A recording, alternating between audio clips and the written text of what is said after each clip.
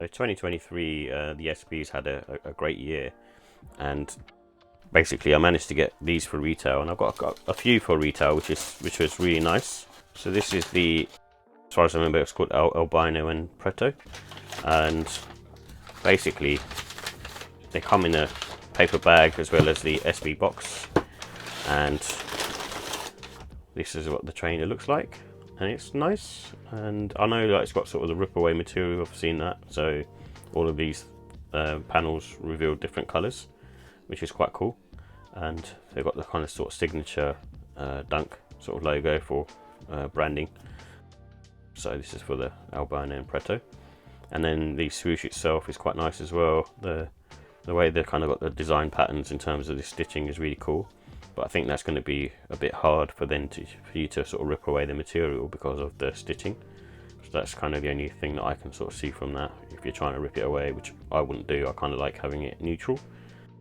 But it's not. I don't think this is sort of a must-have. It's a nice trainer, but just not as good as the ones I've released in 2023. So the April skateboards and the Born and Raised, the Horitos, they're all kind of a better purchase in my opinion. So the resale price is probably half of those Dunks that I mentioned. So I think this is probably a good one if you just want sort of a neutral trainer that you can basically wear down and then reveal the sort of hidden panels underneath.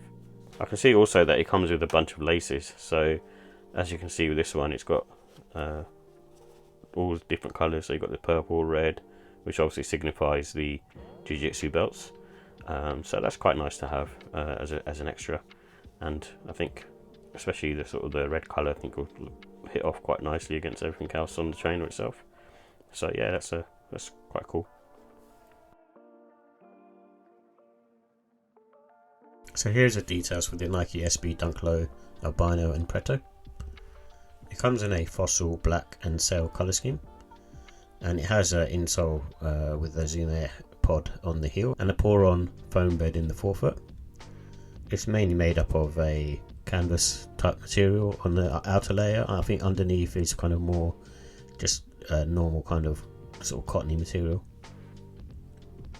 And the price for these was £120. So in terms of the comfort and sizing, like all Nike Dunks, this has a sort of medium to firm sole. So I think what makes it more comfortable than a standard Dunk is basically the Zoom Air pod and the pour-on basically insole that you have. Kind of makes it a bit more sort of easier to wear. And this is basically has a sort of flat footbed, doesn't too much support. Again, it's very much like an 80s basketball sneaker, but again, it's one of those things that's perfect for skateboarding.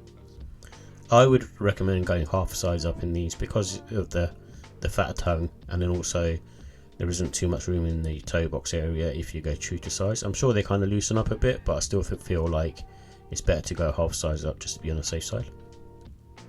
So in terms of the look and style, I think these have sort of a neutral colour, especially the upper layers, the layers that you can see, but as soon as you sort of start cutting away at it, then you kind of got these multitude of different colours underneath, which looks nice.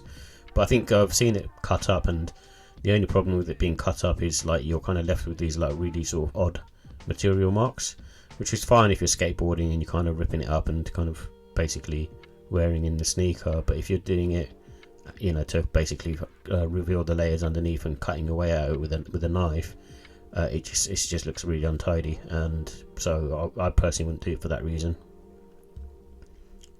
And basically, with the Nike SB Dunk, it's a classic timeless design. You can't really go wrong with this particular sneaker and silhouette.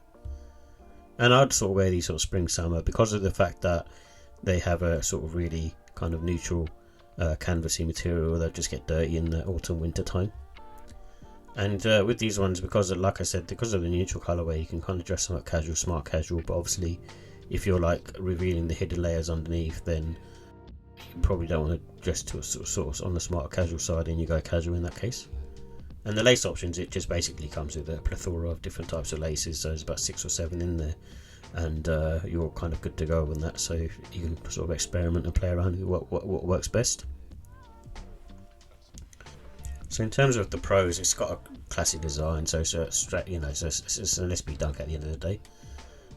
Just the crazy lace options, and the fact that it's got sort of hidden panels underneath, sort of representing the belts in jiu-jitsu. Cons, I think it's just like the simple colorway in general. It's like the upper layer sort of playing it safe, I guess. I don't know, there's sort of hidden layers underneath, but I think if they were just gonna sort of show the hidden layers, I think they should just done it without kind of having to sort of rip the sneaker apart, but I understand why. And just comfort, so it's not going to be still like an amazing comfortable sort of sneaker, but it is an SB Dunk at the end of the day, but it's fine, it does the job. So in terms of the look and style, I'll give it a 4 out of 5. I think it's a nice looking sneaker. Is it as good as an April skateboard Dunk or a Crenshaw or a Born and Raised? No, not in my opinion, but I think if it released any other year I might be in a different mindset. And in terms of comfort, I give that a 4 out of 5. It's a standard SB Dunk stuff really.